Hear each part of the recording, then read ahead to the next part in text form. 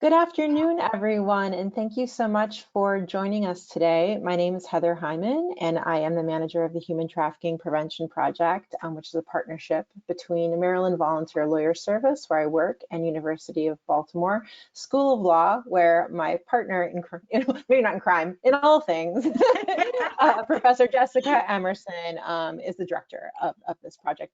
And we are so excited to welcome you today for this really critical discussion during January, which is Human Trafficking Awareness Month, on survivor leadership and how to reclaim and recraft justice in our anti-trafficking work. And we are so honored to have our two guest presenters with us today that you can see on your screen, Shamere McKenzie and Dr. Vanita Carter. Just quick introductions for our guests who, again, we're so excited to have joining us for this discussion. Shamir is the CEO of the Sungate Foundation, and she is a Maryland advocate with Empower Her Network. She also chairs the Maryland Human Trafficking Task Force's Victim Services Subcommittee amidst so much other work on the anti-trafficking. We don't have enough time. I know we don't even have enough time to go through all the things that she does. So welcome, Shamir, for joining us today for this discussion. And then I'd also like to extend a huge welcome to Dr. Vanita Carter, who is joining us from Minnesota, who she is the founder and the former president of Breaking Free, which is a nonprofit agency that helps women and girls escaping systems of prostitution and sexual exploitation. They do this through advocacy, direct services, housing, and education. She's also a longtime activist and an author who has numerous articles published in different journals and books. And we are just so excited to discuss the growth of the survivor-led anti-trafficking movement with her today. And so welcome to you both. Thank you. Thanks so much for having us. Can I just make one correction? I'm not the president. I have retired from Breaking Free. Oh, excuse me. Yes. So just a quick overview of our agenda today. First, we'll be kind of looking at the history of the survivor-led voices and activism in the anti-trafficking movement. And we'll be letting our presenters take the reins with that discussion. And then we'll be turning to unpacking a little bit what the concept of justice looks like for survivors and what their recommendations are for effectively amplifying survivor voices in anti-trafficking work. A few housekeeping notes. I will be monitoring the, what we don't have a live Q&A, we do have the ability to answer questions throughout the program. There's both a chat and a questions function on your GoToWebinar menu on the side, and I'll be monitoring that, and we can take breaks during the discussion to answer any questions from the audience, and we will be sending out a PDF of the presentation afterwards. So no worries about furiously taking notes. And with that, I think we can get started. Yep. So previously we have kind of done these presentations where there's a PowerPoint and then we kind of have a discussion, but we really kind of landed on the fact that this topic and the history of the survivor leadership movement is so important that we really just want to have a conversation about it. So that's kind of where we're starting. So Vanita, honestly, tell us a little bit about how you got started in survivor leadership work. I think the thing that, you know, as a viewer, which I am, that is interesting or unbelievable to me is that, you know, human trafficking wasn't even a legal definition or term when you got started in this work. So what did you call your work? How did you define what the individuals that you were working with had experienced, what you had experienced? Yes. Tell us, because Yeah. I don't. Yeah. I am like I'm like this. Yeah. You know, first off, I got involved because in the work I say it started when I started in the lights, which was back in the early 70s. And I had got involved in then what they called dancing right after I graduated high school. me and a girlfriend of mine with the intentions of making money to go to college in the fall. And they said, make $1,000 a week. And we thought $1,000 a week will really help us by the time fall comes to go to college. So that's kind of how I got started. And it wasn't dancing, it was stripping. And there is so much more involved to it.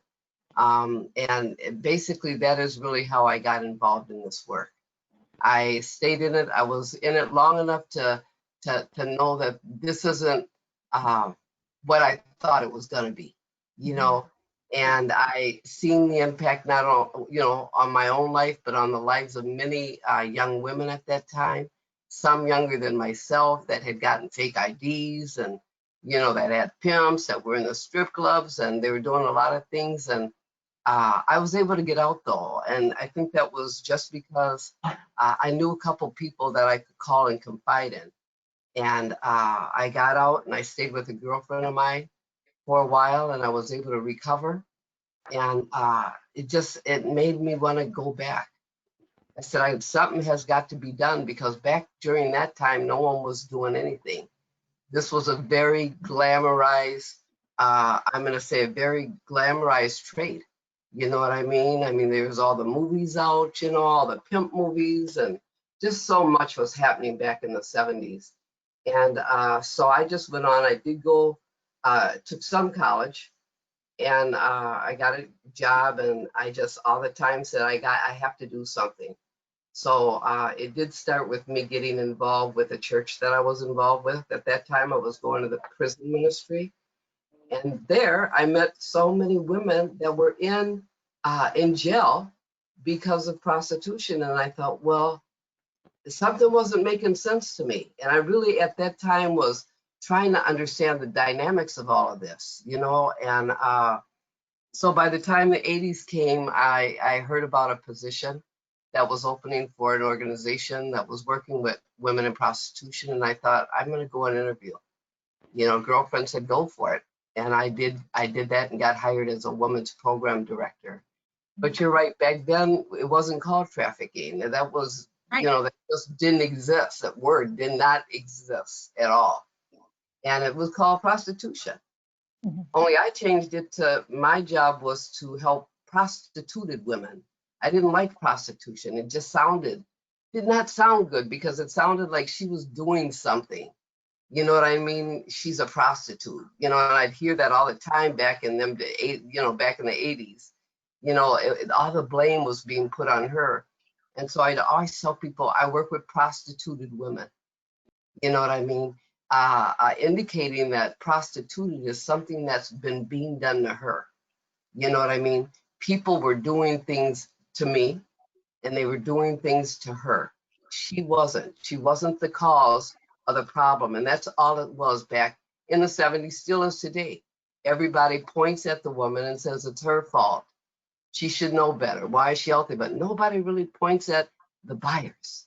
You know what I mean? They don't point at them. They don't point at the pimps and say, why are they selling and buying? Why are they in our neighborhoods and they live way across the river on the other side of the city? You know what I mean? I mean, nobody was ever questioning any of that. And all of that started to really get me mad. You know what I said? I took this job, and as a director, the women's program director, I got to talk to, I'm going to say, thousands of women over 5 years, because that's about how many was going in and out of the program. And the program closed in 1996, and it just really broke my heart. And I said, this has got to continue. I mean, what is going to happen to all of these women, you know what I mean, that are coming in here? And so I started breaking free. And when breaking free started, I had one thing that I wanted to do that was really different. I said, our priority has to be housing, because Whisper felt like a revolving door. Women would come in with needs, and we'd have to just send them back out to the streets, because at this time the shelters weren't listening. You know, they didn't look at prostituted women as victims, you know, and these are battered women's programs. And I said, why can't you see the parallels here? You know, the similarities, you know what I mean? How is a batterer any different than a pimp? I mean, we, you know, I just got to, a lot of things were going through my mind. And so I had a lot of work had to be done, you know, but I started, I started a housing program. We started permanent housing for women. And I realized that when women got into permanent housing, and it was a program that understand where they were coming from, their lives did start to change. They began to get their kids back. They began to realize that I am more than this. There are things that I can do with my life. I am a human being, you know, and I deserve to be loved and respected, you know, and that's just things started to change. And eventually HUD heard about us, and HUD came to visit and said, how are you doing this without our money? You know what I mean? And so they began to give us money. So we were able to expand our program, and and right now Breaking Free has about 33 1- and 2-bedroom apartments for women and their children. And That's so amazing. yeah, things just started to change, but I'm telling you, it was not an easy journey to get. It really wasn't. But at that time, we didn't, you know, this human trafficking came in about, maybe now about, is it 10, 15 years? I don't know that we've been saying it. 20. But the women wouldn't respond to that. They're trafficked. I'm trafficked. You know, even I was like a little, you know, thrown aback by that trafficking word, you know. But I would always say no. Prior to that, it's prostituted. I work with prostituted women. And for me, it was that type of movement. But this movement actually stemmed from the pornography movement, because of ladies that were interviewing me and that had actually started the program were involved with that movement, the pornography movement. In the 1970s and 80s in New York, there was a group that was really beginning to get strong talking about porn. And there was one woman that was in prostitution. And she said, how come we're not talking about prostitution? We're talking about pornography. That was another follow-up question that we were curious about, because, you know, prior to discussion of trafficking, or even using the terminology trafficking, how were you in the 80s and 90s with the advocacy work you were doing up in Minnesota? How are you connecting with survivor leaders? Were there others that you were joining forces with? How did you connect with them? How did that begin to coalesce? It was almost like you know, a one-woman army. You know, I mean, it really was. It was because there wasn't a lot of people, for one, that were involved or interested. I had to do a lot of education, make a lot of calls, get a lot of hang-ups, get, you know, told off a lot. They deserve it. It's their choice. I mean, you would not believe that. I had to make a lot of calls, which I mean, a lot of visits to the courts and talking to judges and talking to politicians and just trying to get them to see this differently. But I really did put a heavy focus on the battered women's organizations. It was very important that they understood how the same tactics of power and control that kept battered women trapped were the exact same tactics that kept prostituted women trapped in their life. You know, I mean, in this trade, you know. And so I was finally starting to get through to that, you know, with them. You know what I mean? And a couple of them were really starting to open up their ears and starting to let women come in. And then I started meeting one-on-one with, you know, with the chief of police and with commissioners, you know, the corrections commissioner, and just with different people, you know, just talking to them. But I think what happened was one police officer that I met and talked to, he had, after we talked, a couple of nights later, he got a call on it was a case of a young girl that had been pimped out, badly beaten up, had to be rushed to the hospital. And he was a part of that. You know what I mean? And he came to me a couple of days after all of this stuff went down with this 17-year-old. And he was practically in tears because he couldn't believe what he seen and what he heard and what he went through with her. And then he was willing to listen. He said, talk to me and tell me more. You know, what can we do as law enforcement? So then I went back, you know, I went to the police back and forth, and they finally started to open their ears. And they said, you know, we'll work with you. Let's try it out. So, I mean, it was a process, you know what I mean? And it was it wasn't a fast process, but it did. They started to listen, and it started to pass on to other people. You know what I mean? We got them involved, and then we got the courts involved, and that's where Norma. I know we're gonna at some point talk to her, but that's where Norma Hoteling came in. She had invited me to San Francisco to be a part of this John School, well, offenders prostitution program, but the women called it the John School. And so she said, I want you to come and sit in and just listen. She said, bring 3 people with you, you know, that would be interested. So I bought somebody from the courts, I bought somebody from the community, and I bought an attorney that I knew. And I thought, you know what I mean? And we all went to San Francisco and sat in. And I'll tell you, after we sat in on that, we came back and we had a meeting with all the judges. And we had a very, I'm going to say, a judge that was really doing some moving. And he was listening and he said, he said, well, when do you want to start this? I said, now, ASAP. Now, you know. And some of the people were, oh, we can't start it that soon. I said, yeah, we can. And he said, yeah, we can. And we actually started it the next week after I got back. He started, you know, they started And looking. what year was this, Benita? What year was this? This was What back year? in the, oh gosh, by now it was back in the early 90s. Yeah. And so he just started it. I believe this was 96, Jessica. Yeah, he was. Yeah. Okay. And so it just, you know,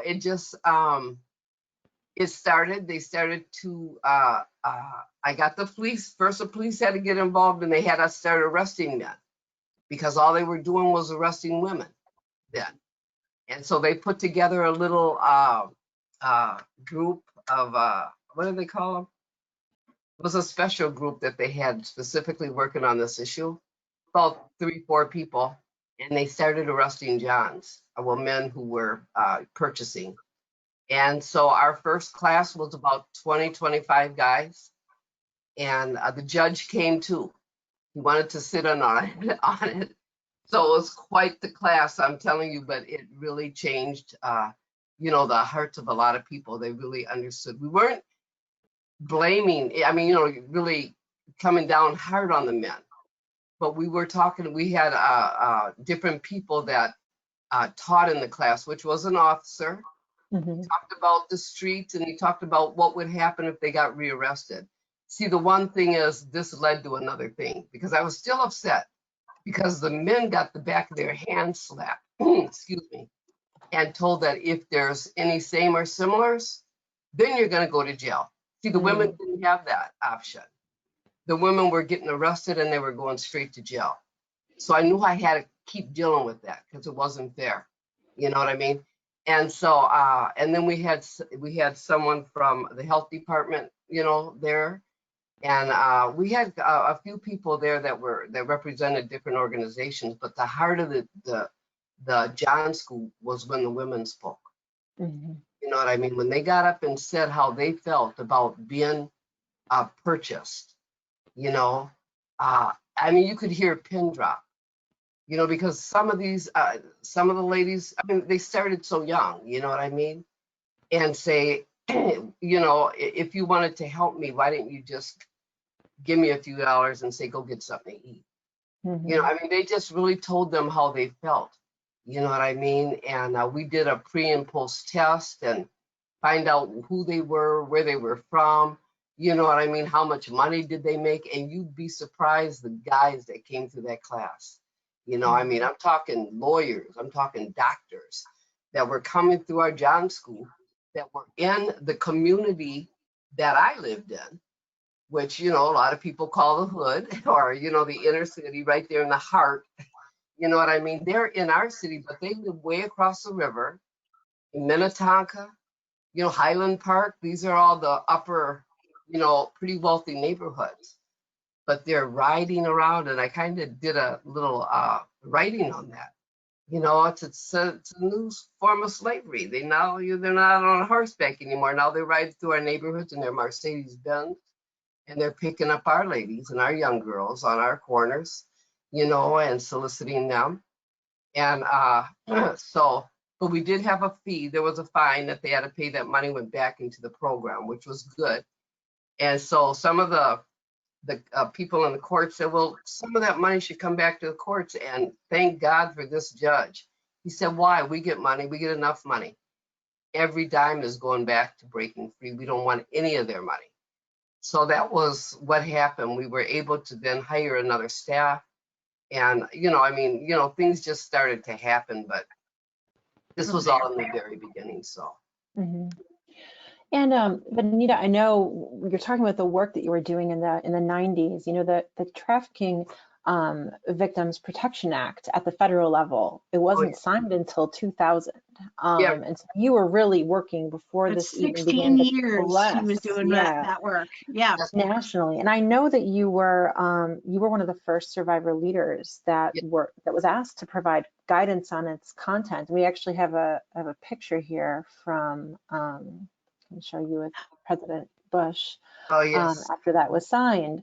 Do you want to talk a little bit about, who reached out to you to take part in that? What was it like, going from your work locally, and then it sounds like beginning to make these connections nationally around programs and best practices, and then really taking it to that national level and being involved in the first federal legislation? Yeah, well, I think it was just all the footwork that I had already done. You know what I mean?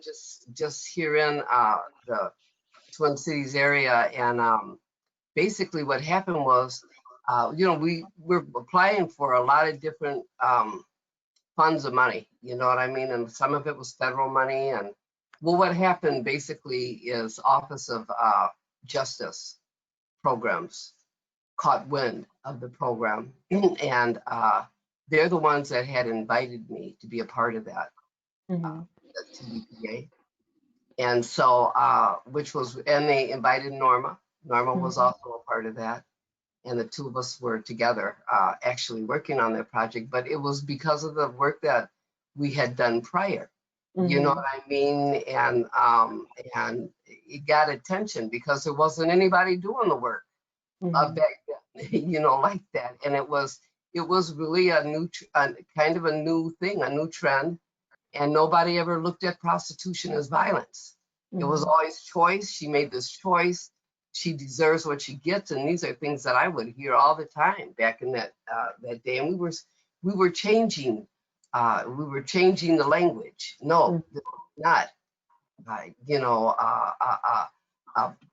profession. I mean, the thing was, it's the oldest profession. I said, no, it's the oldest oppression against women and girls. You know what I mean? And we were changing all of that. We were, we were stepping out and we were saying things that nobody else was saying about this. And it was beginning to, because what I always would try to do is say, this affects every woman.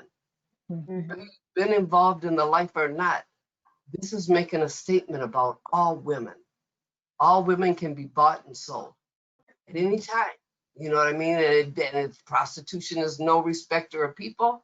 So it doesn't matter what kind of family you come from, what kind of money. I'll tell you, some of the clients that I had, their mothers were legislators here, and in the Twin Cities area, and it's no respecter of people, is what I'm saying. From the richest to the poorest, black, white. Unfortunately, it happens to be there happens to be more black women involved, and there's a lot of reasons behind that, but it really is no respecter of people overall.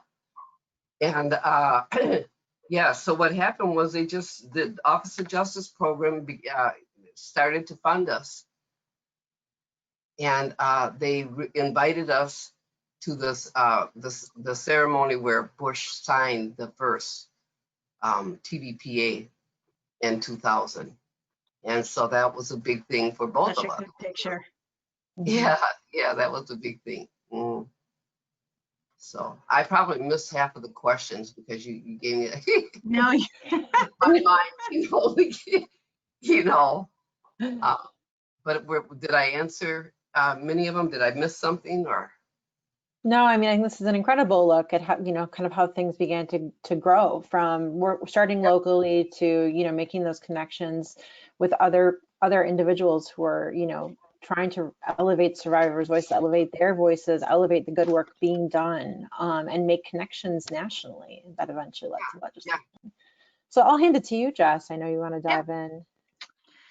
So I know this is the Vanita show, and I'm gonna keep with that. I'm gonna keep with that. Shamir, how and when did you first meet Vanita? And what were your kind of general impressions about what she was doing with her life? I first met Vanita at a Shared Hope conference. And I mean, just remembering the moment now, I'm getting a little emotional because I had met other survivor leaders like Vanita, but didn't get the same welcome that Vanita provided. So it was like she embraced me as a younger survivor and spoke life into me. And I think I remember her saying, you know, we have to pass the batons. I'm getting old. I need to retire. We need young people like you to rise up and That's from a carry personal, on. I'm laughing from a personal perspective. I'm getting old and I need to pass the baton. Yes, and she was like, I'm tired. I've been doing this work for a while, but I love that younger survivors are getting involved and carrying on the work and the message. It's important. And she just continued to pour into me and spoke life into me. And it was so different from meeting, you know, other survivor leaders or veteran survivor leaders, I should say. So and it was obvious she was such a quick study, you know, and so smart. And suck not everything shocking. up and all that. You know, her personality is so beautiful, you know, so. Thank you, Vanita. It's true. So just to kind of back up a little bit, how did you, Shamir, get involved in the survivor leadership movement?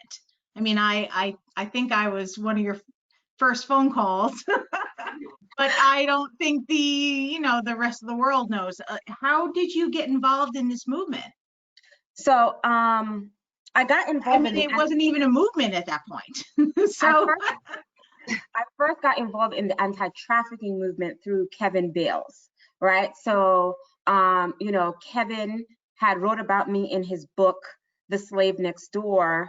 And then we met and he's like, hey, you know, you need to get involved and tell people what happened to you. And I was just like, nobody want to hear that. I really thought that he had like 4 horns sticking out his head. But then in terms of like survivor leadership, Shared Hope International actually created a position for me in the organization. And through that, you know, they had the conference, and at that time it was called the Protected Innocence Initiative Challenge Conference. And they were inviting survivors, and I was a part of helping to organize that. So that's where like my involvement in survivor leadership truly began. Awesome. So tell us a little bit, or tell our viewership a little bit about what you do now, and if at all, how you feel like the survivor leadership movement kind of has informed that work. I do a lot now. Yeah, we know.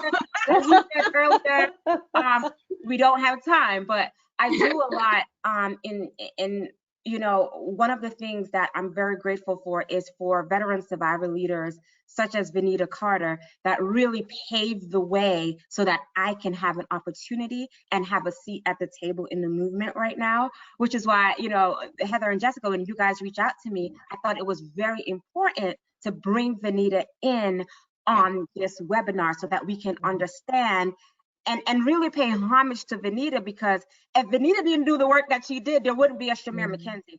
We wouldn't be having this webinar. So Vanita, thank you, thank you, thank you. I wear many hats. I'm the training manager for the National Human Trafficking Hotline, the CEO for the Sungate Foundation, the first ever anti-trafficking ambassador to Jamaica, the Baltimore advocate for empowering Her Network, and the founder and co-chair for the Maryland Survivor Network. And all of these roles, I mean, they're roles and then they're titles, but the most important thing is that I'm making an impact on human beings, right? Mhm. When we talk about survivors, oftentimes people forget we're talking about human beings, right? Who are no different from you and I. We're no different. Survivors are no different from a regular person. But the work that I do now in terms of, you know, when Vanita said pass that baton in the movement, and the young women that I mentor now, I mean, they will tell you I use that same language, right? The same language Vanita said to me, we need to pass the baton, right? And I remember also Vanita saying to me that my voice is important. Yes, she have doing this work, but the movement have changed, right? Prostitution have changed back from when she was in the 70s, and I need to be at the table talking about my experience. And that's the same thing I say to the women I have the opportunity to serve now. Like, your voice is just as important as my voice, and you need to have a seat at the table too.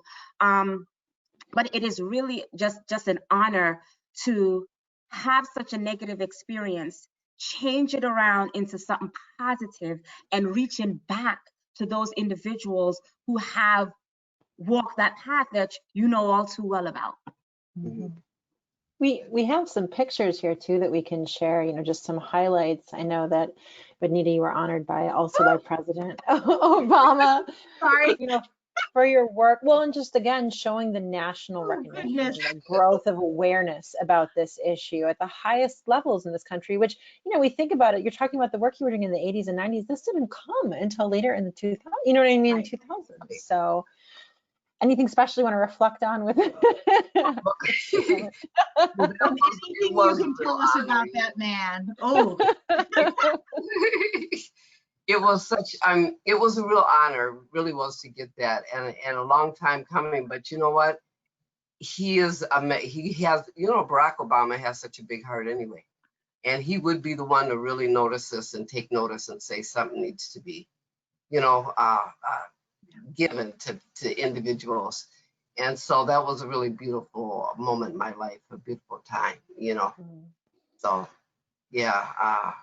And I know we have an additional picture. I don't know if you would like to tell us what's going on in this image. That was, that. you know, I talked to him for for a few minutes. I said, you know what? I think we're related. You know, because my last name is Carter. He looked at me. I said, yeah. I said, some way we must be related. And he was a really beautiful person. Yes. Yeah, Carter, he is. that man had a heart. Mm-hmm. So, Vanita, this is kind of a good kind of segue into asking you another question. So, you started in this work in the late 1980s. You kind of pioneered it into the 2000s. What are the major changes you've seen in the evolution of the survivor leadership movement from its inception until now? And, you know, how can this movement continue to grow? What do we need to be doing better? Sorry, this is like the longest question ever. But I know you can handle it. Through what was that other part? But So yeah. the first thing is, like, just what kind of changes have you seen in this? So you were involved in the survivor leadership movement from its inception. Yeah. And, you know, Shamir has obviously taken a leadership role going forward, but like, what have you noticed over the years in terms of the survivor leadership movement, and what do we need to do as allies to continue to move it forward? Yeah. Well, I'll say more people are becoming aware now. They're looking at this issue from another perspective. You know, they really truly are seeing it as violence, and I think that they're really starting to catch on that this speaks to every woman. You know what I mean? And it's something that that every man and woman, because it also speaks to men. It says something about I women. was going to say, trafficked people are not just women. Right. That's right. And so I think that there's more people now that are becoming more aware and wanting to get more involved. And it's been a long time coming for that, but we still have a long way to go. I'm just saying right now, this is where we're at. There are more people that are beginning to pay attention Mhm. and say, yes, we do have to look at this. We do have to take this seriously. We're hearing more about it, because back then you weren't hearing anything. You know what I mean? Now at least we're hearing more about it. People are talking about it. It did change. I want to say that I feel that in many ways, because of trafficking, I mean, now it's under a new umbrella, kind of like it's human trafficking. It has affected prostituted women in some ways because, people look at trafficking differently than they do prostitution. And I always try to say that, for one thing, sex trafficking couldn't exist without prostitution. In my opinion, it's one and the same. Now at Breaking Free, we got referrals from, I'm going to say, for our housing program, from all over the world. We really did. And so we had women from Colombia, from Thailand, from all over the world that stayed in our housing program. And the one thing that they had in common, but from women from from the United States, they all wanted out of prostitution. It was all violence. It was all the same thing. She might have said it in a different language, but everybody understood. This hurt me. You know what I mean?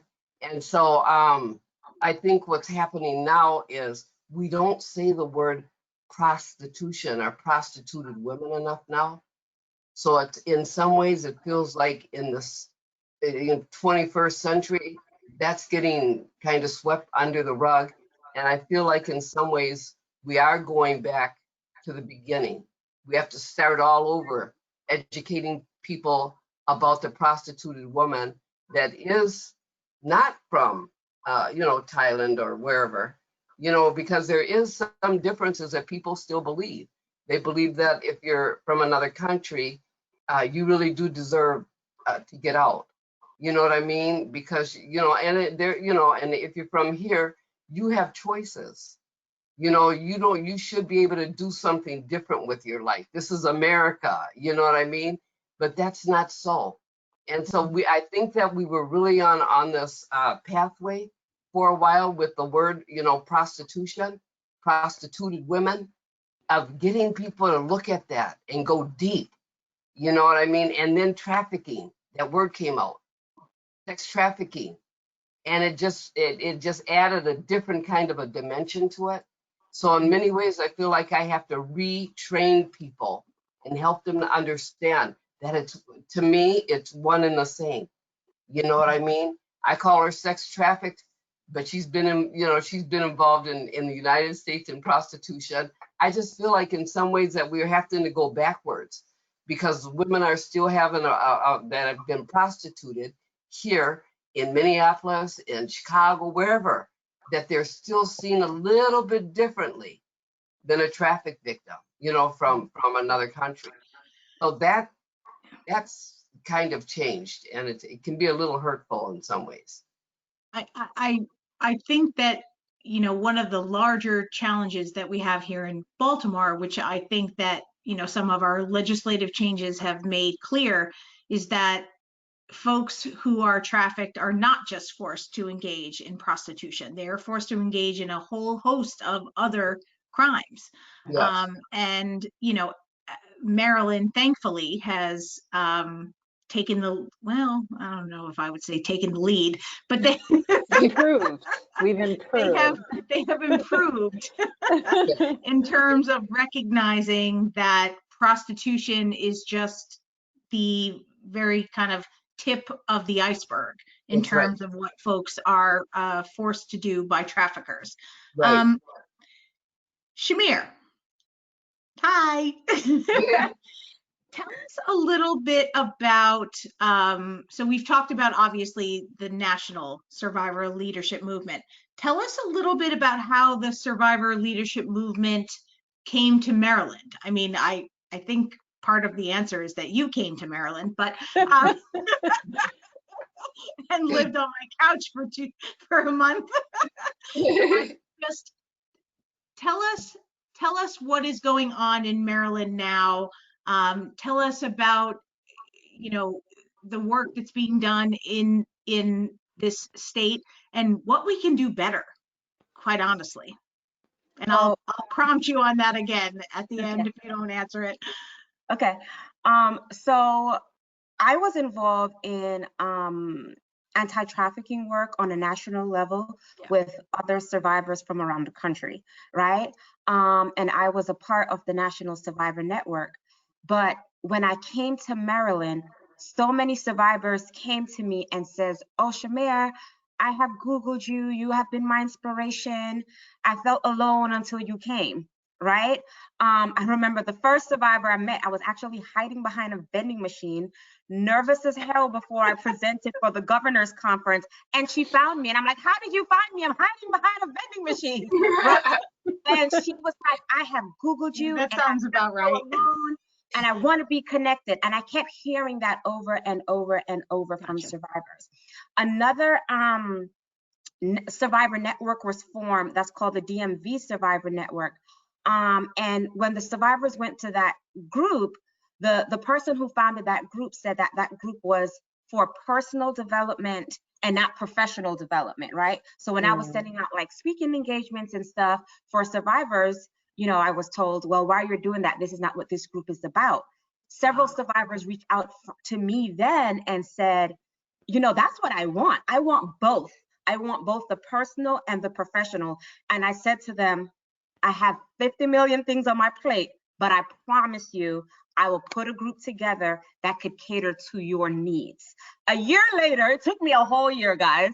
A whole year later, I founded the Maryland Survivor Network because I saw that there were a lot of survivors in Maryland. And when I came to Maryland, I got tired too, Vanita.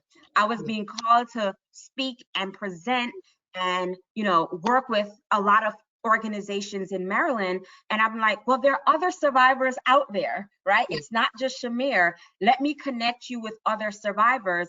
And then I found that I was being the middleman, right? So when people needed a survivor and I was like, "Nope, not doing it, but I could get you someone else," I felt like I was being a middleman in terms of, let me reach out to this survivor and that survivor and that survivor, right?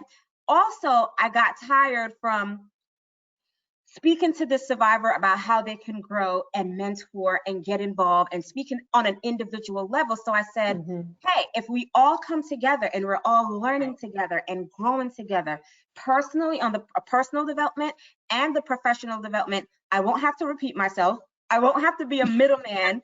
And survivors, we can learn from each other, right? Because in the Maryland Survivor Network, there are veteran survivors like me, right? Since we've been founded, we have survivor leaders who are doing legislative work here that's like, I want to be involved, but I don't want to be considered a survivor, right? That they are a part of the Maryland Survivor Network. And that's specific too, because they're like, it's the stigma that's attached that once I disclose that I'm a survivor, I'm no longer seen as a professional, right? And this is why for me, I call this in terms of the Victim Services Committee, that this is the year of survivor leadership, because that has to change. And Vanita can talk about that stigma still being there from when she was involved in the movement. The minute you say you are a prostituted woman or you're a survivor of trafficking, people look at you differently. They're like, hey, how you doing? But the minute you disclose that, they're like, oops. And it's not just, you know, I've heard stories from reading Rachel Lloyd's book of going to the White House and being told, oh, they allow hoes in the White House, right? Or a very prominent organization, right? They're supposed to be a Christian organization. One of their leaders, a survivor, was present, and she like pushed her hand in the middle and told the survivor to back up from my husband. And this is a survivor leader, right? So these things are still taking place. So I feel like a lot of things was poured into me from leaders like Vanita, right? And like I said, those words when Vanita said to me, I'm passing you the baton, we have younger survivors coming up. We have to teach them and have them understand so that I can pass the baton, right? And this work can carry on. And that's what's being done in the network. Even on January 9th, we had 2 new survivors. That was the first time they ever spoke at the Maryland Child Trafficking Conference. And when the conference, University of Maryland School of Social Work, when they reached out to me, I said, yes, I can find survivors for this panel. I don't want to speak, right? I've spoken a lot. I will moderate, right?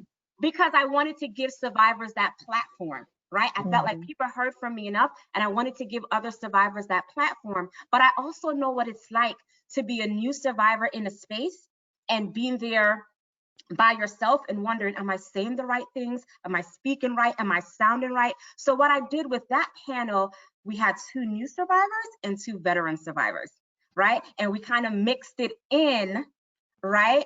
Where they could learn from each other even on that panel. And even when we had our prep calls, things were coming out, and our newer survivors was bringing it just as our veteran survivors. But that's the way we have to go. That's what, you know, when, as I said, when I first met my first survivor leader, that wasn't my experience until I met a Vanita Carter, right? Which taught me basically how I need to carry on and how I need to approach this movement as a survivor leader. So that's what I'm doing through the Maryland Survivor Network. We are involved in policy here with the help of Jessica Emerson and Amanda Rodriguez.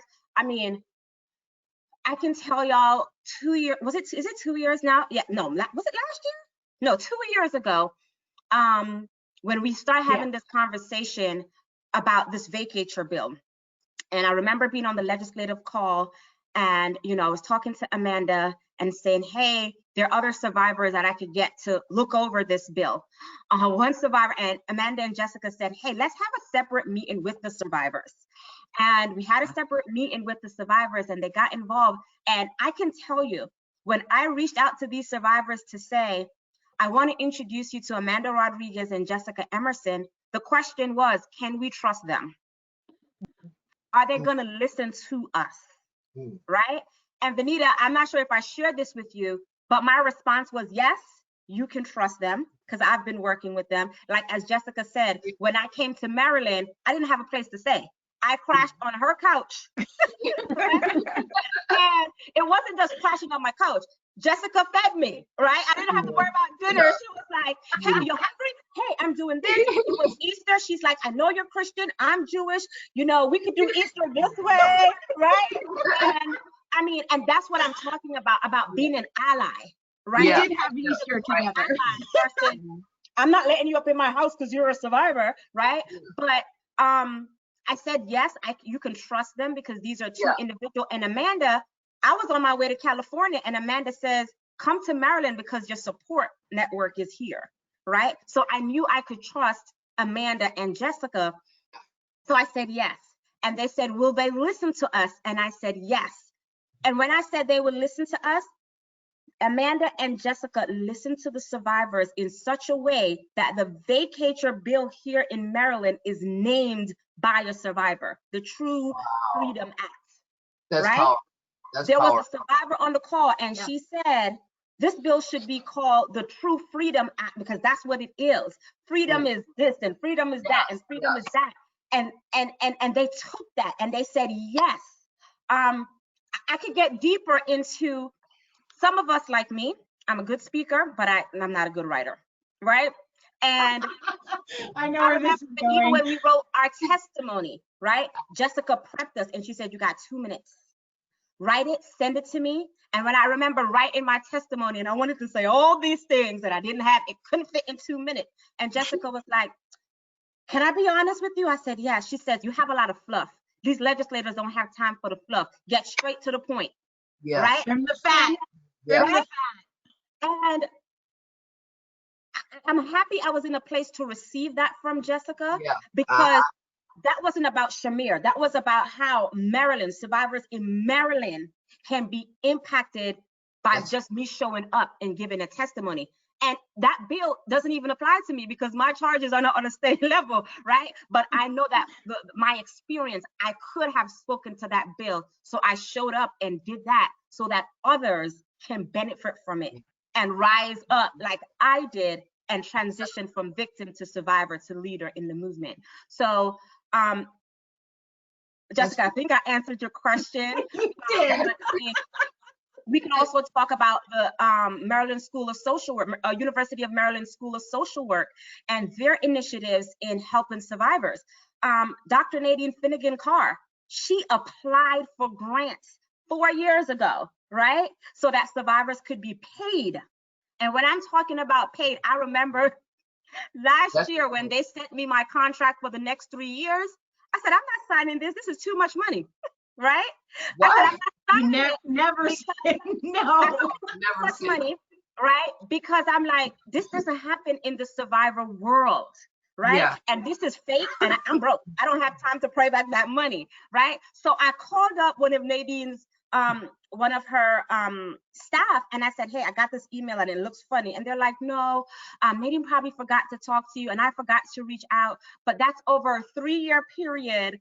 And we want survivors to be fairly compensated, and we want survivors to be involved in training law enforcement, training medical professionals.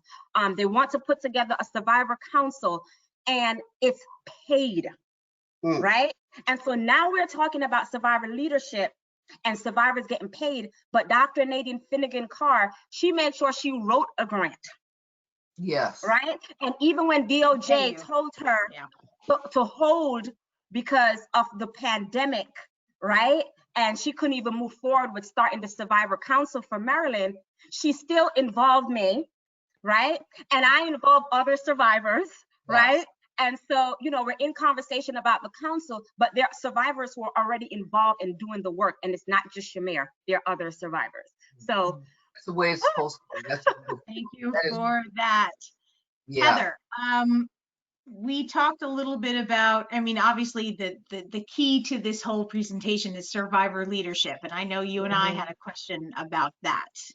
Yeah, I mean, when we were discussing prior to the presentation, we were saying that, you know, this term survivor leadership, it's used as much as I think the term trauma informed is used. Now, everyone has these Everybody's terms in the trauma description informed of their program, and you know how they're putting out their mission and their goals.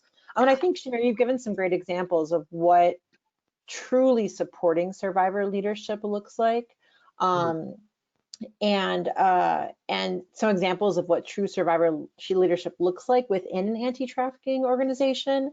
So I was curious, you know, do you have any other suggestions for people about how to really elevate survivor voices? And, you know, do you have the opposite end? You know, have you had experiences where ideas or input has been, you know, not respected, has been co-opted maybe by non-survivor allies and then used, just so we can kind of shine a light on the good and the bad, so that everyone attending this webinar can try to improve the culture at their own organization within their own advocacy work. Yeah. Well, I'm going to say that I just piggyback everything that Shamir did say, because she said it very powerfully and she's right on time with everything. But I can't say enough to people or to our allies is to continue to listen to survivors. Don't just listen, but take action on what's said, and to remember that I have been to so many things in the last 30 plus years where I didn't get paid, but the other speaker who was not a survivor that talked got paid for something. And I think that's what that is really a slap in the face to survivors. It says, I mean, it's using survivors. I've seen a lot of that happen during these last 30 years.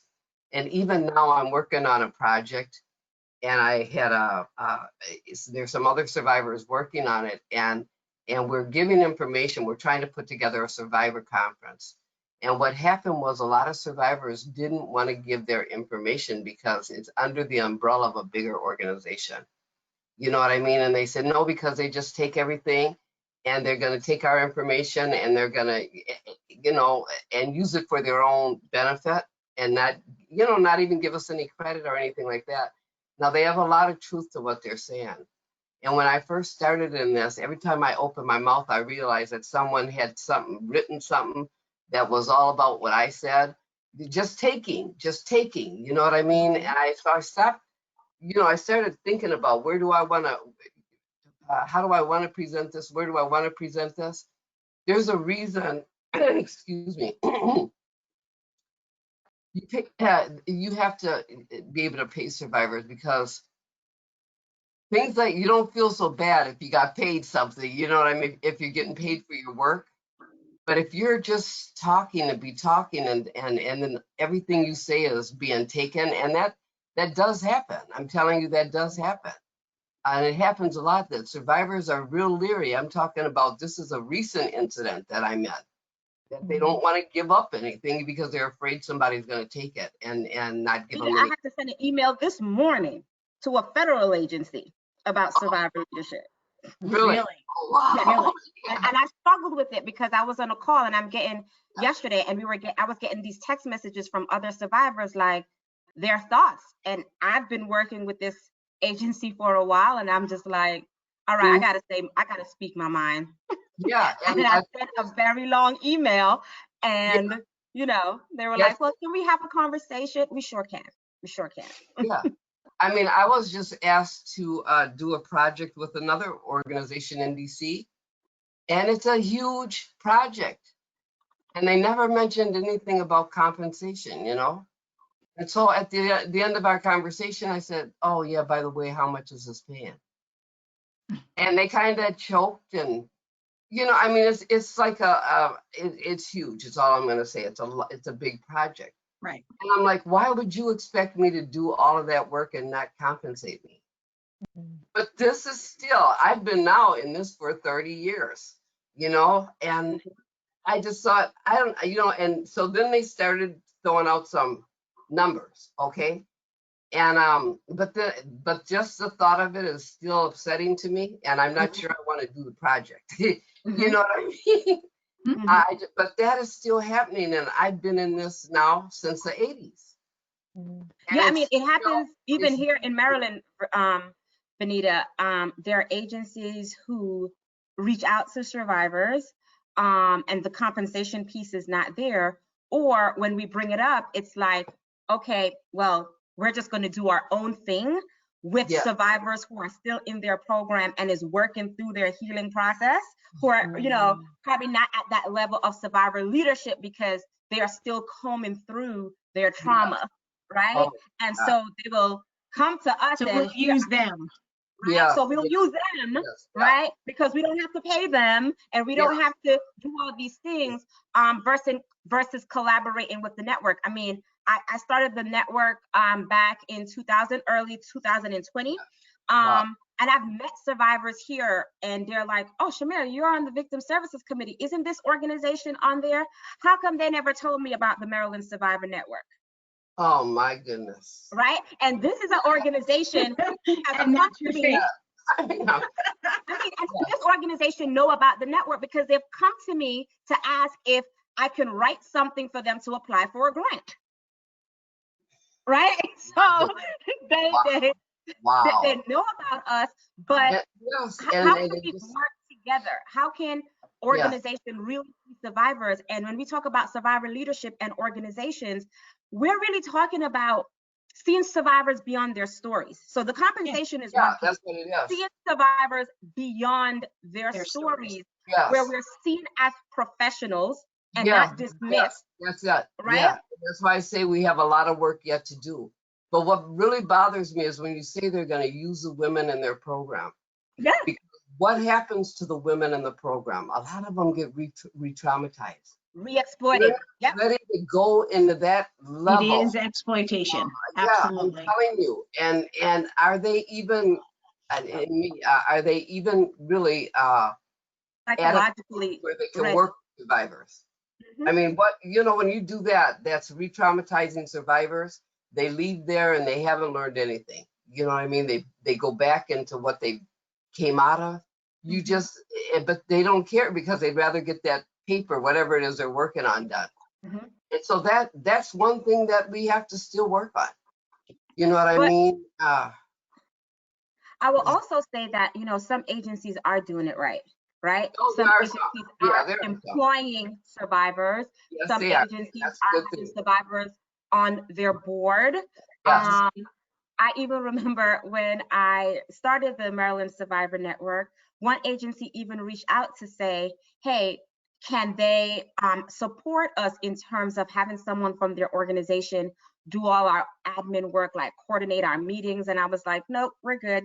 We've had that experience where we see, agencies come to survivor leaders and they want to help us, but when the survivor group is formed, we have to push that agency's agenda.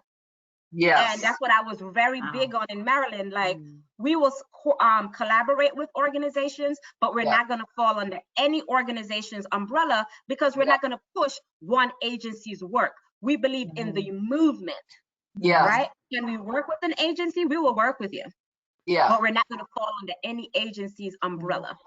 That's it. I like that. So, Shamir, can I just pop in with a question really quick? Someone was asking if, Shamir, if the Maryland Survivor Network, you know, I know you've engaged in legislative advocacy, but does the Survivor Network put out anything around legislation in Maryland, or are you working more within the task force? I just had some questions about what the Maryland Survivor Network does in terms of legislation, any resources they might put out. So previously, I mean, this year, I know Amanda specifically asked, what does the network want in terms of legislation?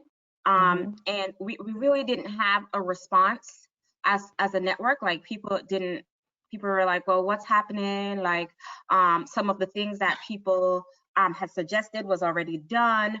But one of the beautiful things I love about working with Amanda Rodriguez and Jessica and Heather, I mean, you're on the call, even with your brochure that you did, you had survivors input for the Human Trafficking Prevention Project, right? So this organization who's putting on this webinar, they had reached out to survivors and say, hey, we're putting our brochure together, right? About her being shady, she's like, By the way, just reach out to me if anyone wants some of those aforementioned brochures. Right. but yeah, I think your point is important, Shamir, that the feedback of survivors has to be a part of work on behalf of survivors. And it seems so like duh. Yeah. But listen, the other point that I must say today is survivor leadership is not giving the survivor your agenda and say, this is what I want you to say. You do not approach survivors and say, hey, I believe the sky is blue, and that's what I want you to join me in talking about. Survivors, we have our own voice, right? And, you know, we all have opinions, and there's nothing wrong with sharing your opinion to say, hey, I believe the sky is blue, but Jessica, what do you think? Do you think the sky is blue? No, I think the sky is orange, Shamir. Okay, I think it's blue. You think it's orange. Not a good joke. How can we work together? Well, okay, you're right, right? How can we, purple, not orange. How can we work together thinking, I think the sky's blue, you think the sky's purple. How can we work together and send a message that will inform the movement? Not saying, hey, we're gonna run with your purple sky or you're gonna run with my blue sky. No, it means collaborating, right? So I'm gonna bring in an interesting concept, because we always like to talk about race. So we know that trafficking survivors exist at the intersection of multiple types of oppression. You know, one of which is race. And we know that racism is one of the things that fuels people's vulnerability to being trafficked.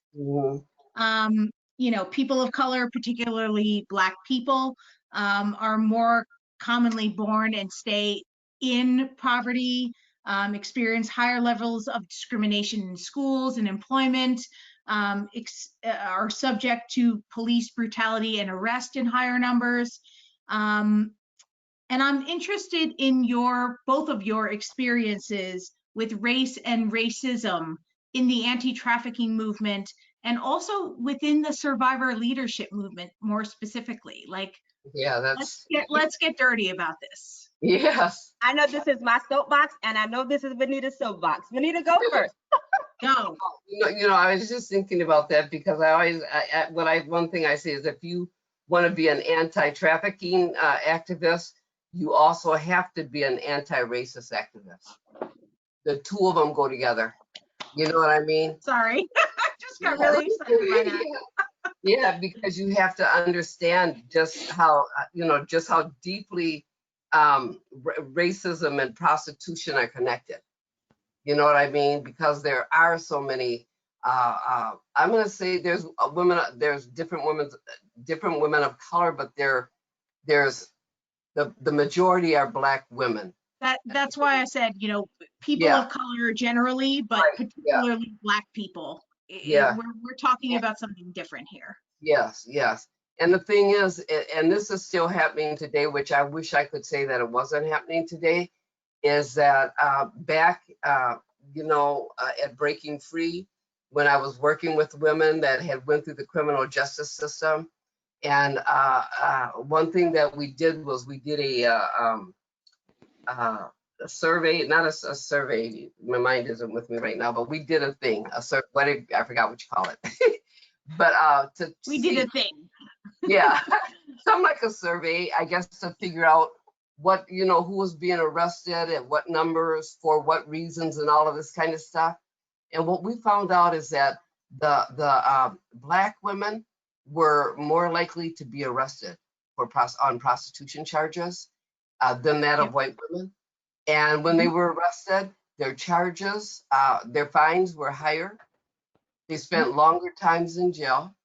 They were more likely to have their children taken from them, and they were less likely to find housing because of their criminal record. And one thing is that when they were referred out to different advocates, I'm going to tell you that the white advocates have a hard time working with Black women because they do not understand racism. You know what I mean? And see, what I'm saying is that when you're working with a Black woman, providing services to her is going to be somewhat different than that of the white woman. You might have to literally take her by the hand, take her to the apartment building. I'm just saying, you're going to have to go outside of the circle. You know what I mean? In order to help her, go to court with her. You're going to have to advocate, really be an advocate, put your skills to good use. You know what I mean? And say some things, do some things for her that you may not necessarily have to do with the white woman because her white skin gets her past everything. Now, one thing we had was 2 women that came into Breaking Free, one Black, one white. And what happened was they both got pulled over, arrested they were going to be arrested. But what happened was the officer put them both in the car. They were working the streets. He told the Black woman, get out of the car, go back and do what you know to do. You know what I mean? Just, the white woman got upset. She said, well, why can't I get out? Why do I got to go to jail? And he said, because you should know better. He said, you should know, you got more going for you. He said, you're better than this. Is what he just started telling her all this stuff.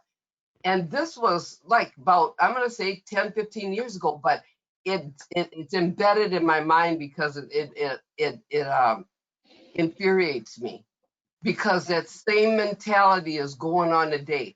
That is what we're seeing right now in different ways. It might not be them getting pulled over from the street, but the mentality is there. The way she's treated is there. That has not changed. So if, I just can't say it enough. You want to be an anti-trafficking activist? Why are you an anti-racist? Anti-racism work. Yeah. Do you know how to do that? Because if you don't, you might want to rethink, is all I'm saying. What you want to do or what you want to be in this. Shamir, go. I can see her winding up in her brain. Yes. This is my soapbox because, when we talk about survivor leadership, I remember Marian Hatcher and I had a conversation a couple years ago, and we talked about Black survivor leaders, right? How many Black survivor leaders have their own organizations? Yes. Oh. Right? While our white counterparts, they will come up with organization and be quicker funded than Black survivors, right? We have agencies whose material is very white. It's the white, blonde hair, blue-eyed. We have agencies whose staff is not reflected of the people that they serve. I mean, Yes. we have reporters who specifically call agencies and ask, is there a white survivor? Right?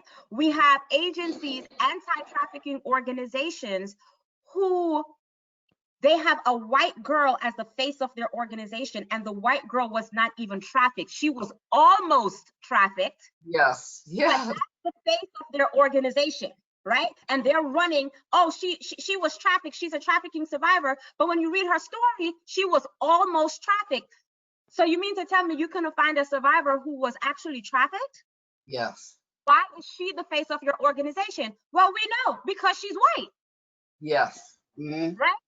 We also have organizations where when you come and you talk to them about issues such as racism, they don't want to work with you no more.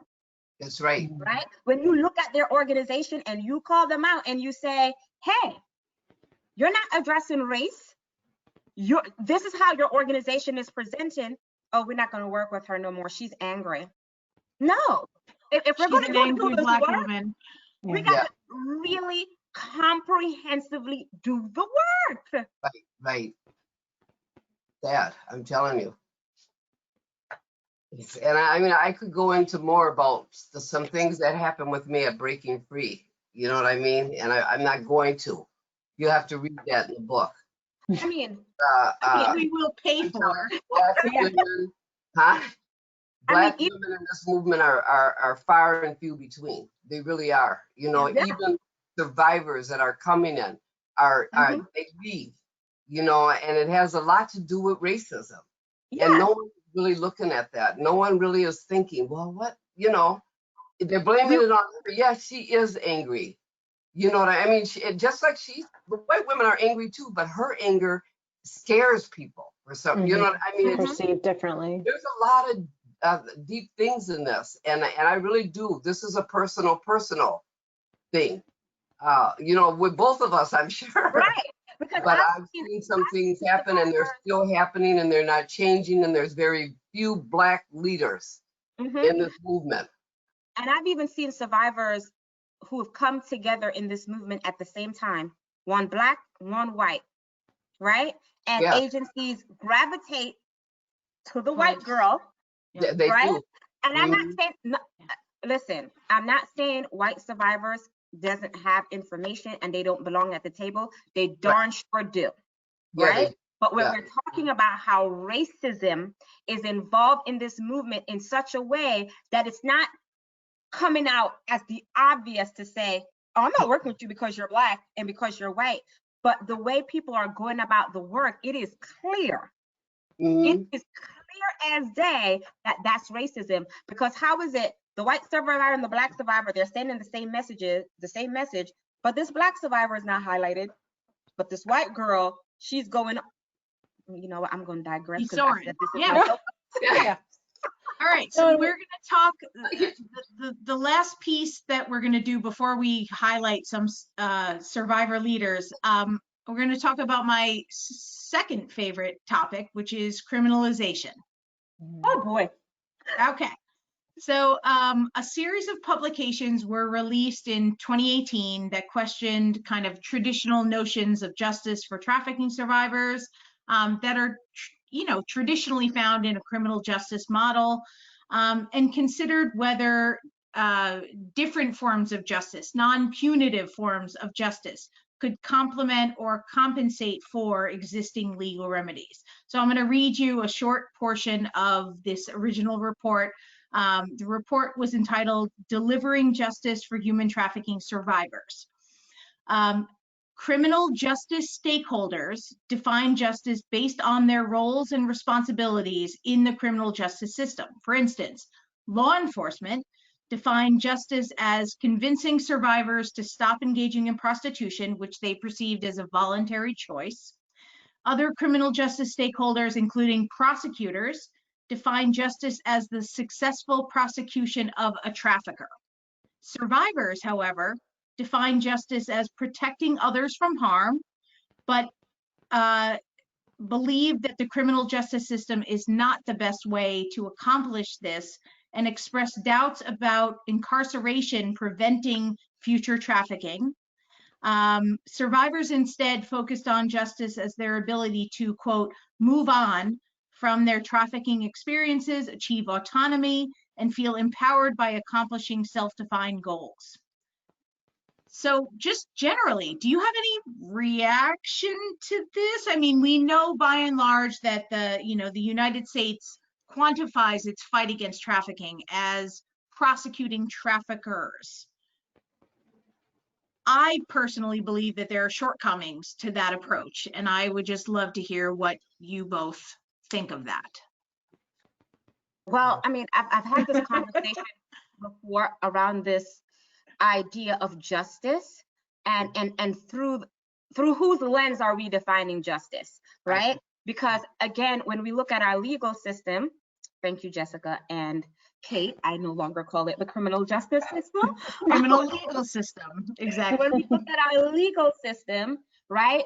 I think justice sometimes is defined in a way that is not to the benefit of survivors, right? Mm-hmm. And from doing this work, I get a lot of people reach out to me to talk to survivors who've been prosecuted, right? I have law enforcement that reach out to me that say, hey, you should talk to this survivor because we really need her to testify or else this trafficker isn't going down, right? And I'm like, okay, the case is important to you. This trafficker is off the street. That sounds great. But what is the repercussion for this survivor when she goes and she testifies against him? Because his family is still out there. His friends are still out there. She goes to court and she testifies against him. And I remember a survivor saying this. What was it? It was New Orleans that we went to, and as soon as I got there, someone said, Shamir, we've been waiting for you to get here because this survivor is facing charges and the officer is telling her she needs to testify so that, and I'm just like, ooh, let's talk about some stuff, right? And she said to me, he goes down, but I have to walk and look over my shoulder for the rest of my life. Like he knows people everywhere, right? And so when we talk about, and as a criminal justice major, right? When we talk about types of justice, right?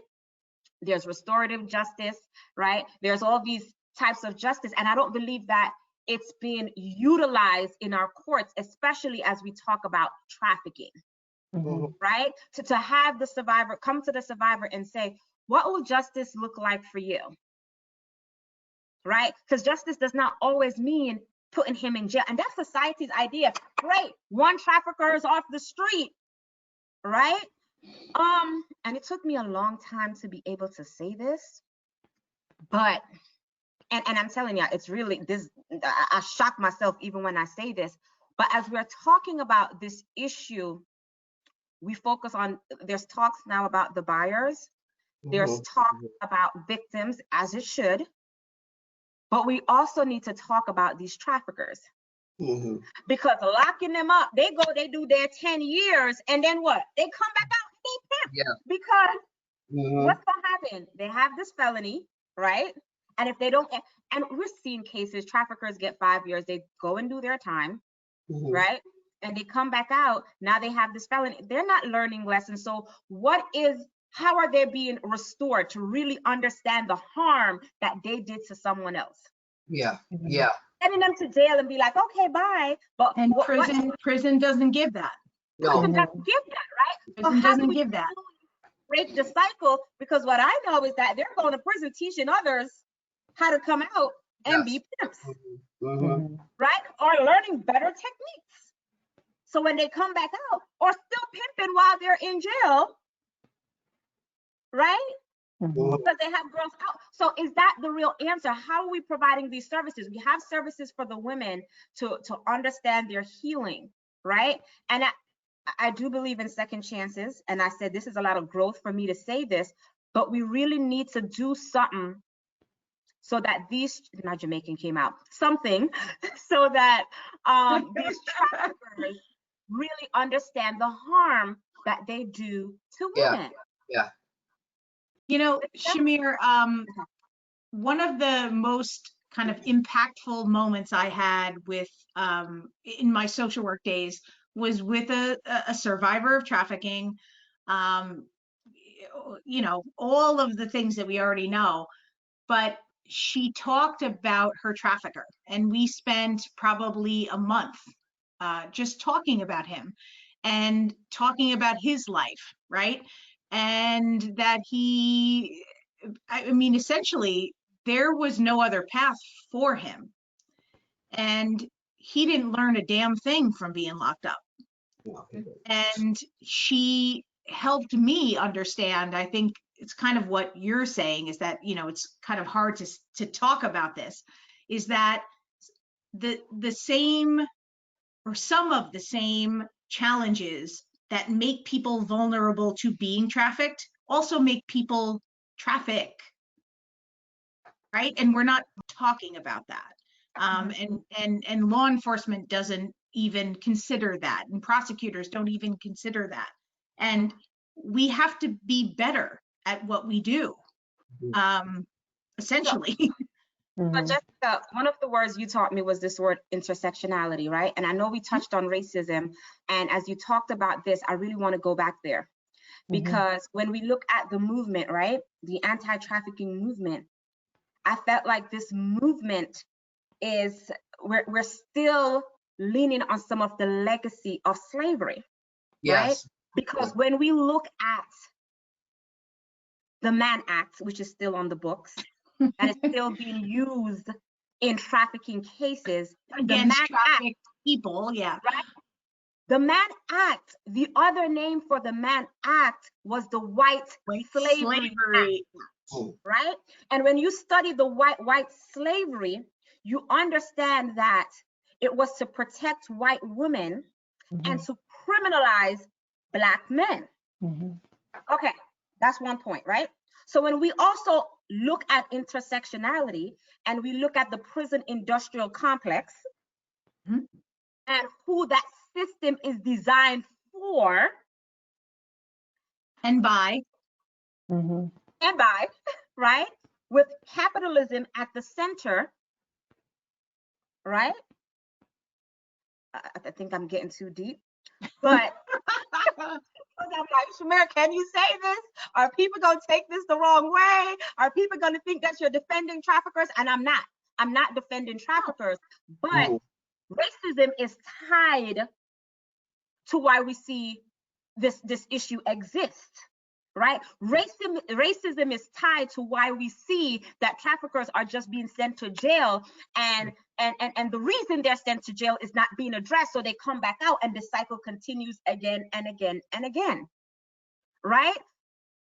Janita, I'm gonna let you speak because no, you're saying it all. You're saying it better than I could. You got getting into a knot right now. No, I think go ahead, because you're really saying it better than I could, and you're saying it all, because that is so true. And I think we need to continue this. You know what I mean? We need to continue this conversation. Our time is beginning to wind down for this day, but we should have a continuation of this conversation, because it goes to the heart of, like you said, why people are placed into a position of being more vulnerable to trafficking, why they're placed into a position of potentially trafficking someone else, and how all these systems intersect and combine to create these layers of oppression. And this is the deep dive that I think, you know, we all need to be doing as advocates as part of and this is what we want to do with this series of webinars. So next. Well, and I just want to, you know, say we have information about all the incredible work that is being done, you know, by our guest speakers, which we're so grateful to have had you here today. I just had a comment come through that was saying, no question, but this is one of the most informative conversations I've heard in a long time about these issues. Yeah, so I think just giving people space to talk frankly about this is really important. And so we want to be sure you can connect with, you know, Breaking Free out in Minnesota. And I know, Anita, you'd wanted to quickly mention, I know you're doing some fundraising and working with an organization up in the Boston area now, just again, showing the national, you know, reach of all of this incredible work. Yeah, Nikki Bell is the founder, executive director of Living in Freedom Together, and I'm doing this fundraiser for her. She's got a transitional housing program, that is mostly Black women in there. You know what I mean? And that's not the only reason why I want people to give to the fundraiser. It is so hard for service providers, survivors, to get money, period. Very difficult. And there's just so few that are out there that are actually really in the trenches doing the work. And she is one of them. She's one of them. And so that's what this fundraiser is for. It's for her to keep that housing program, to continue to do the work she's doing, to, you know, I always say, set the captives free. That's what she's doing. She's housing these women. She's getting them strong. She's helping them to see who they are, and she needs help. So I'm just asking people, please give what you can. Give something. Living in freedom together. Awesome. And I would encourage everyone to go check out your Facebook page, Vednita, because you have the Vednita Carter Presents web series that you're doing, where you're highlighting all these different issues. And we can, you know, send a link to that Facebook page out post the webinar. And then I also, you know, again, speaking of just giving survivors what they need to be able to, you know, make whatever choices they want to make with their life, move forward in whatever direction they want to go. I want to just give Shamir a chance to talk about the two organizations that, you know, both the Sungate Foundation and also Empower Her Network. Yeah. So Sungate is one of the only organization of its kind still in the United States that provides educational opportunities to survivors of all forms of human trafficking, right? We don't have an age limit. We don't have a trafficking type specific limit, right? We don't have a gender limit. We serve all survivors. It's not just for college, it's for textbooks, it's for trade school, right? Licenses, exams, right? We help with that. And what I find is that there are agencies who will come and they will ask me about, how do you do Sungate, right? And then they go off and they start something similar to Sungate, right? And apply for federal funds, but because they're a bigger agency than we are, they get the federal funds versus saying, you know what, Shamir, I'm going to work with you. Let's collaborate, and I can apply for this grant. I will take this portion of the grant to do the work that the mission of my organization that I set out to do, and I will let Sungate carry on its mission since you're a small organization. And that continues in the movement where we see agencies, like Vednita says, take from survivors versus working with us, right? And then we have Empower Her Network, which works with survivors and provide them financial assistance with education, housing, and employment in 9 different states, right? And we are one of the partners, the Human Trafficking Prevention Project. So we're happy to, you know, work with any individuals who might potentially be interested, you know, to make a referral to Shamir. We're so happy to have you in Maryland doing this work. Thank goodness. Empower Her Network is different in that they work with Empower Her Network. We are not working with survivors who are in those critical gaps, right? In that critical stage. There's enough agencies out there that's doing that, right? There was a survivor, Kimberly, I forgot her name, before that, passed away. She was a survivor leader, passed away from an overdose, right? And I remember the conversation in the survivor community saying, you know, there are all these programs and services around, you know, when survivors are first being extracted from the life, but what about programs for survivor leaders? That is what Empower Her Network is doing. We have helped survivors to get cars. We have helped survivors, and this is getting cars to go to work. I have a survivor that is on my caseload in Empower Her Network, where on the SATs, she was 30 points, not the SATs, the LSAT, she was 30 points shy of a perfect score. Wow. 30 points shy of a perfect score on the LSAT. Okay? And I call her the future president of America, right? But she was 30 points shy of a perfect score. And she said to me, Shamir, I couldn't have got this if you guys didn't pay for me to take the classes. Mm-hmm. Mm-hmm. And I can personally attest, I have clients involved with both Sungate and Empower Her Network, Mm-hmm. and you've made a world of difference for That's- all of them. That is So so thank good. you. Thank you. And we want to be sure as well, I think we're going to have our close. Thank you to everyone who's staying with us. I know we're a few minutes over, but I want to just give our guests a minute to say a few closing words. And I know, Shamir, that in the work that you're doing, you've been highlighting survivor leaders, veteran survivor leaders this month during Human Trafficking Awareness Month. So I just wanted to give you both a chance to close and talk about someone who is inspiring you in the work that you're doing. Well, Norma Hoteling is, I didn't have any pictures of her because she would have been up here too.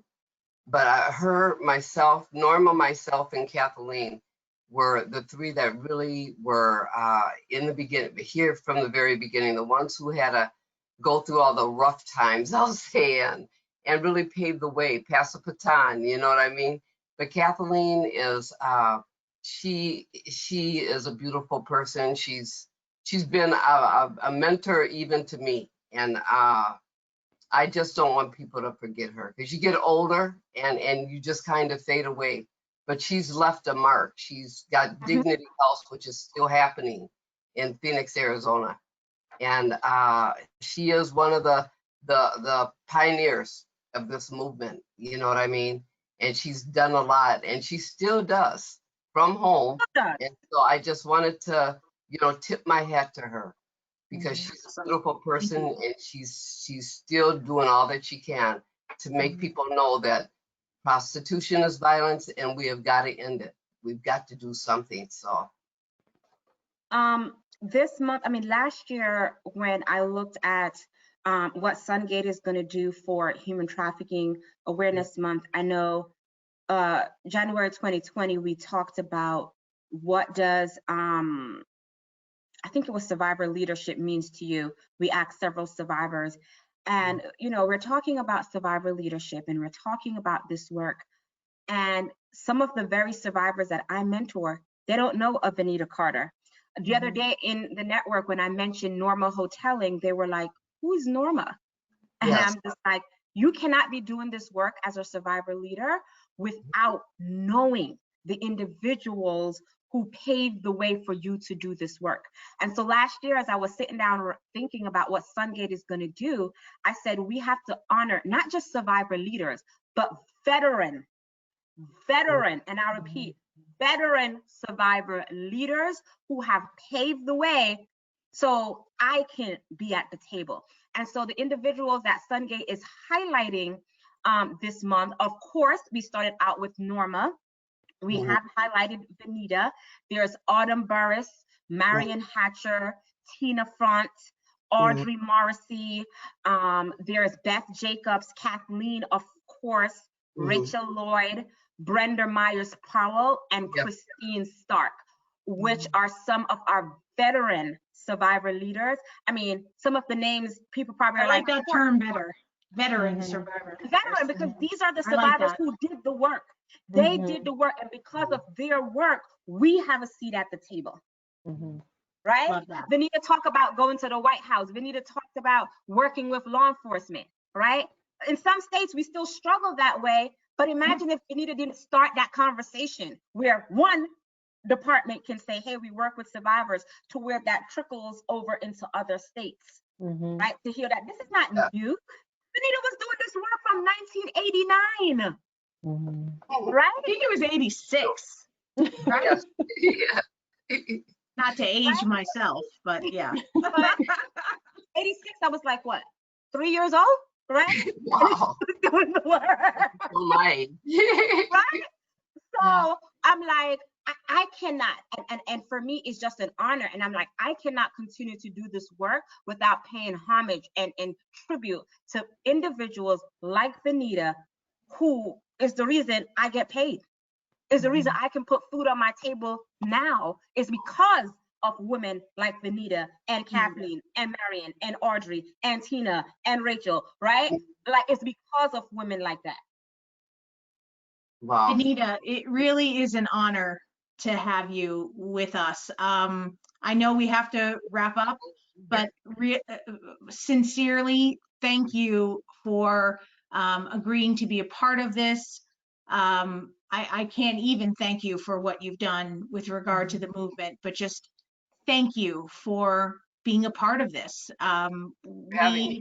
We are lucky to be able to put you out there in terms of this webinar, right, Heather? Oh no, just deepest gratitude to you, Vanita, and to you, Shamir, as well. I mean, the work we do is not possible without your leadership, and Yep. we are so grateful to be able to take cues from you, to be able to share the incredible depth of knowledge that you've shared today. And you know, as we've seen from some of the comments, we know this has been a great learning experience for everyone participating. Thank you so much. And Thank you. I want to be sure that you know, everyone has information about the Maryland Survivor Network. There is an email address that you can reach out to if you're interested in learning more, connecting a survivor with the network, or reaching out. So we can also share this information when we send out a follow-up email from this webinar today.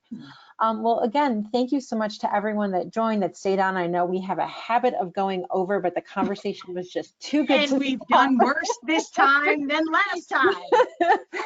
You can reach out to Jessica or myself at any point, you know, for both, you know, and further information regarding this webinar series, this topic, or to ask any questions about legal services that are available to survivors or to individuals that might be put at risk of future exploitation. We will be sending out a survey. We'd love it if you could take a minute to fill that out. And as I bring up every time I'm in any type of meeting nowadays, we do have new outreach materials for the Human Trafficking Prevention Project, as well as a new, and I'm honored, you know, to say again, Shamir was one of the people that gave us input into these materials and the development of the messaging, the imagery we use. So we're so grateful for that again. You can look at our new web pages at mvlslaw.org/HT, or you can just reach out to request a packet of materials, and we'll either gladly, safely, socially distance drop them with you or send out via mail. So, all right. And it's true, she dropped them on my porch. Yes, in a box. I rang the doorbell and I ran away. So we wall masked. I try to do my best to stay safe. And again, this webinar is part of a continuing series. It's been going for over 2 years now. To find out more information about all different kinds of trainings that are available through MVLS, as well as through the Human Trafficking Prevention Project, you can follow us on social media. You can go to our Human Trafficking Prevention Project website, or you can visit mvlslaw.org. So thank you again to everyone, and I cannot think of a more fitting presentation to have as we celebrate and raise awareness about human trafficking during January this month. All right, thank you so much. Welcome. Thank you. Thank you, Bye-bye. Vanita. Thank you, Shamir. Welcome. Thank you for having Bye-bye. us. Bye-bye.